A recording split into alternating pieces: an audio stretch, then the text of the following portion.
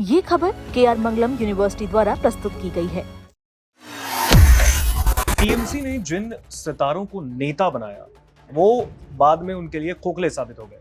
हम ऐसा क्यों कह रहे हैं? क्योंकि देखिए, भारतीय राजनीति की बात करें तो भारत में राजनीति और सिनेमा का एक बहुत ही पुराना रिश्ता रहा है, एक अलग ही नाता रहा है। फिर चाहे हम साउथ की बात कर लें, चाहे वो एनटी रामाराव हों, या फिर अगर आप देखें बहुत सारे ऐसे नेता रहे हैं, अभिनेता जो रहे हैं वो बाद में नेता भी बने, चाहे वो शत्रुघ्न सिन्हा हो या फिर किसी और बाकी एक्टर्स की अगर हम बात कर लें। अब ऐसे में तृणमूल कांग्रेस ने जिन सितारों पर दांव लगाया था, चाहे वो सायोनी घोष हो या अन्य कोई और नेता, अभिनेता खास करके, वो बाद में टीएमसी के ममता बनर्जी के ही खिलाफ हो गए, यानी सीधे तौर पर बगावत कर दी। यानी कि वो नेता, उन सितारों को जो टीएमसी ने नेता बनाया, वो बाद में उन्हीं के लिए बागी हो गए। और कहीं ना कहीं पश्चिम बंगाल में एक अलग ही सियासी बवाल मचा है। पश्चिम बंगाल के विधानसभा चुनाव में टीएमसी ने जबरदस्त तरीके से हार का चेहरा देखा और पश्चिम बंगाल में नई सरकार यानी कि शुवेंदु सरकार के गठन के कुछ ही दिनों बाद टीएमसी में एक अलग ही टूट मची है।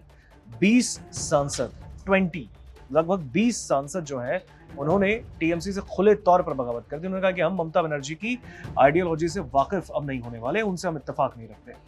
कई लोगों ने उन पर आरोप भी लगाए। चाहे सायोनी घोष का एक बयान भी सामने आया था जब दिल्ली एयरपोर्ट पर मीडिया ने उनसे पूछा कि आप तो कुछ और बयान दे रही थी और अब आप कुछ और कह रही हैं, तो ऐसे में उन्होंने भी मीडिया से कुछ कहा नहीं।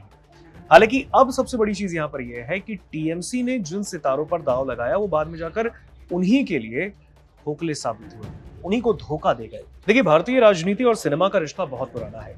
दक्षिण भारत की हम बात करें, साउथ इंडिया की बात करें तो एमजी रामचंद्रन या फिर एनटी रामाराव, इन्होंने जब पहले पर्दे से निकलकर सत्ता के शीर्ष को छुआ तो वो केवल एक चुनावी समझौता नहीं था, बल्कि वो विचारधारा और संगठन के धरातल पर बुनी गई एक मजबूत राजनीतिक जमीन थी। राष्ट्रीय स्तर पर भी कांग्रेस ने, चाहे वो अमिताभ बच्चन हो या फिर सुनील दत्त, उनको भी मौका दिया, उनके जरिए इस ग्लैमर को भुनाया। इसके साथ ही भारतीय जनता पार्टी ने रामायण और महाभारत के दौर में अपने सांस्कृतिक राष्ट्रवाद को इसके जरिए नई धार दी। लेकिन बंगाल की राजनीति में ममता बनर्जी ने साल 2009 में मनोरंजन जगत के सितारों पर जिस तरह की संस्थागत निर्भरता दिखाई, उन पर डिपेंडेंसी दिखाई, उसने राजनीति के स्थापित व्याकरण को ही पूरी तरीके से बदल कर रख दिया। यानी कि उन्होंने ममता को धोखा दे दिया। ममता बनर्जी खुद इस रंगमंच की निर्माता बनकर निकली। उन्होंने जिन लोगों को मौका दिया, जिन लोगों को नेता बनाया, जिन सितारों को, जिन अभिनेताओं को उन्होंने नेता बनाया, बाद में वही उनका साथ छोड़कर चले गए। उन्होंने टॉलीवुड की चमक को चुनावी नैया पार लगाने की शॉर्टकट भी बनाया, लेकिन वक्त के इस क्रूर तस्वीर ने ये साबित कर दिया है कि ये स्टार मोह ना तो राज्य के हित में रहा है और ना ही खुद उनकी राजनीतिक दूरदर्शिता में। साल 2026 के विधानसभा चुनाव की बात कर लेते हैं। साल 2026 के विधानसभा चुनाव में इस ग्लैमरस तिलिस्म को पूरी तरीके से तोड़ कर रख दिया है। तृणमूल कांग्रेस के टिकट पर चुनाव के मैदान में उतरे कई जो सितारे थे, वो चुनाव में हार का भी सामना उनको विधानसभा चुनाव में करना पड़ा। तो वहीं 2024 में लोकसभा चुनाव जीतने वाली फिल्मी हस्तियां जैसे शताब्दी रॉय और सायोनी घोष इस वक्त ममता के ही खिलाफ हो चुकी हैं, यानी कि बागी हो चुकी हैं। ये सांगठनिक बिखराव अब साफ तौर पर यह तरफ इशारा करा है कि बंगाल में ग्लैमर की सियासत आखिरकार एक खोखली विरासत साबित हुई है। पश्चिम बंगाल में जो ग्लैमरस वर्ल्ड रहा इनका, वो एक खोखली विरासत राजनीति के अंदर साबित हो गई। और ये कारण है कि सत्ता परिवर्तन के बाद मुख्यमंत्री शुवेंदु अधिकारी की नई कैबिनेट के 41 मंत्रियों की लिस्ट में टॉलीवुड का एक भी चेहरा शामिल नहीं है। और अब टॉलीवुड के भीतर से ही राजनीतिक मुक्त फिल्म उद्योग की आवाजें मुखर होने लगी हैं। सुप्रसिद्ध अभिनेत्री निर्माता ऋतुपर्णा सेनगुप्ता जहां नए मंत्रियों से जनता की बुनियादी जरूरतें पूरी करने और कलाकारों के लिए एक सुरक्षित कार्यक्षेत्र की गुहार लगा रही हैं, तो वहीं सिनेमा हॉल के मालिक अरिजीत दत्त जैसे लोग बेबाकी से पूछ रहे हैं कि चाहे संसद हो या फिर विधानसभा, इन सितारों ने अपनी कला और फिल्म उद्योग के पुनरुद्धार के लिए आखिर किया ही क्या है। अब लोग उनसे ही सवाल पूछ रहे हैं। अब ममता बनर्जी की इस स्टार ब्रिगेड की सबसे बड़ी नाकामयाबी ये रही कि इनमें से सबसे ज्यादा चेहरे साल भर की मैदानी और संगठनिक राजनीति के लिए कभी बने ही नहीं थे। इसके अलावा इनका जो चरित्र है वो किसी गंभीर राजनेता का नहीं बल्कि सभा शिल्पी जैसा था। यानी बहुत ज्यादा वो एक हार्डकोर पॉलिटिशियन के रूप में बनकर सामने नहीं आए। उनका काम केवल रैलियों में ही मंच की शोभा बढ़ाना रह गया।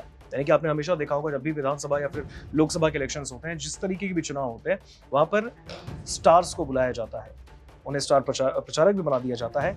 कई लोग जब वहां पर आते हैं तो वो मंच की शोभा बढ़ाते हैं, लेकिन उनको एक हार्डकोर पॉलिटिशियन के रूप में नहीं देख पाया जाता। जब भारतीय जनता पार्टी ने राज्य में अपनी जमीन मजबूत पश्चिम बंगाल में शुरू की, इसके बाद उसने भी कुछ हद तक इस तरीके की राह पर चलते हुए आगे का काम किया। उसमें उन्होंने रूपा गांगुली, बाबुल सुप्रियो, रुद्रनील घोष और लोकेट चैटर्जी जैसे चेहरों को आगे किया भारतीय जनता पार्टी ने। लेकिन हालिया चुनावों ने साफ कर दिया कि जनता अब जागरूक हो चुकी है और इस बार का चुनाव व्यक्तियों के ग्लैमर पर नहीं बल्कि प्रतीकों, जन सरोकारों और काम के मुद्दों पर लड़ा गया।